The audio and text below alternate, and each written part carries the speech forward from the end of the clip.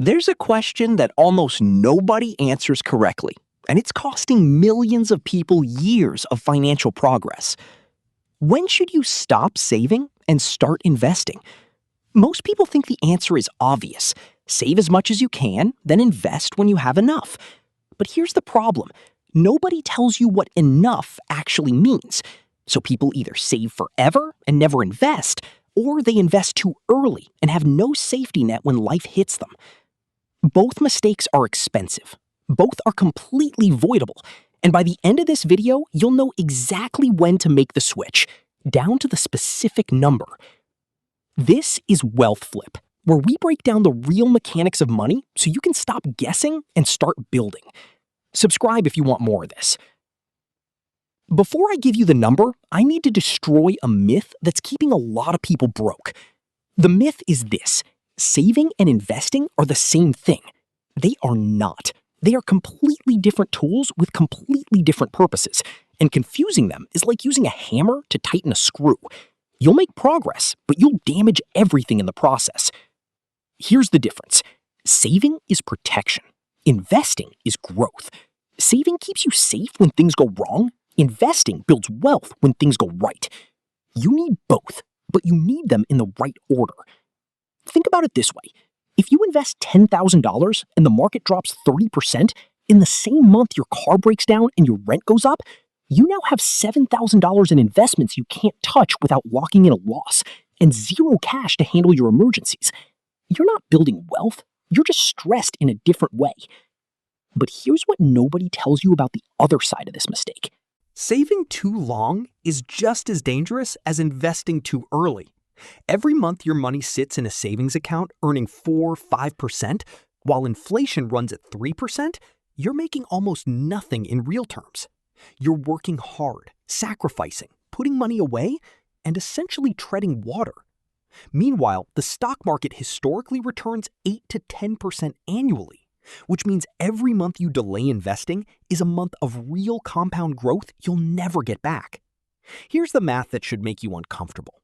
If you delay investing by just 2 years, saving instead of investing from age 25 to 27, and then invest the same amount every month from 27 to 65, you'll end up with roughly $200,000 less at retirement. Not because you saved less, because you started 2 years late. 2 years. $200,000. That's the real cost of not knowing exactly when to switch. So when is the right moment?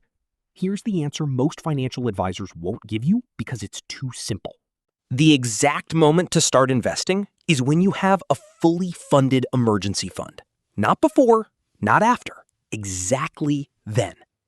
But here's where it gets specific, because emergency fund is one of the most misunderstood terms in personal finance. An emergency fund is not $1,000. It's not $2,000. It's not whatever fits in your savings account right now. A properly funded emergency fund is 3 to 6 months of your actual living expenses. Every essential bill, every recurring cost, everything it takes to keep your life running for half a year if your income disappeared tomorrow. For most Americans, that number lands somewhere between $15,000 and $25,000. Not $500, not $2,000, $15,000 to $25,000. And here's why this specific number matters more than almost anything else in your financial life. When you have 3 to 6 months of expenses saved, something remarkable happens to your investment behavior. You stop panic selling. This sounds simple, but it's worth billions of dollars to the average investor over a lifetime. Studies consistently show that the number one reason individual investors underperform the market is panic selling during downturns. When the market drops 20 or 30%, which it does regularly, people who have no cash buffer panic. They sell their investments at a loss to cover emergencies or just to feel safer. They lock in losses. They miss the recovery, and they end up with far less than someone who just held on.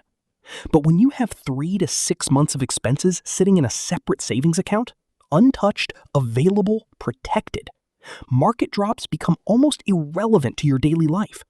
Your bills are covered. Your emergency is handled. You can actually leave your investments alone long enough to recover and grow. This is the difference between a 4% average annual return and an 8% average annual return. Not because the market performed differently, but because you behaved differently. Now let me show you exactly what this looks like with real numbers. Say you have $20,000 saved. Should you invest it all, keep it all as savings, split it? Here's the framework. First, calculate your actual monthly expenses. Every bill, every subscription, every regular cost. Multiply that by 4. That's your emergency fund target. 4 months of expenses for most people in a stable job. If your monthly expenses are $3,500, your emergency fund target is $14,000. That means out of your $20,000, you keep $14,000 in a high-yield savings account and invest the remaining $6,000 immediately, today. Now, every dollar you save going forward gets split. A portion goes to topping up your emergency fund if needed. The rest goes directly into investments.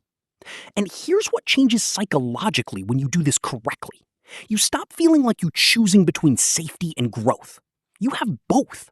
Your emergency fund handles safety. Your investments handle growth. They're not competing. They're working together. But here's the mistake that even financially smart people make at this exact stage. They treat their emergency fund like a savings goal instead of a permanent foundation. Here's what I mean. They save $15,000 in emergency fund, feel great, start investing, then an emergency hits. Car breaks down, medical bill, job loss, and they drain the emergency fund to cover it. Then, instead of rebuilding it immediately, they keep investing. Now they're investing without a safety net. The next market drop hits and they panic sell because they have no buffer. Back to square one. The emergency fund is not a milestone you reach and move past. It's a floor you maintain permanently. Every time you spend from it, for actual emergencies only, you rebuild it before doing anything else. Before extra investments, before vacations, before upgrades. The floor comes first, always. This one habit separates people who build lasting wealth from people who are always one emergency away from starting over. So here's the exact answer to the question we started with. When should you stop saving and start investing? When your emergency fund is fully funded at 3 to 6 months of real expenses. Not before, not after. That's your number. That's your moment. Everything before that number is protection. Everything after that number is growth. Calculate your monthly expenses tonight. Multiply by 4. That's your target. The moment you hit it, you invest. Every single month going forward, you invest. Not someday, not when you feel ready. The moment that number is funded.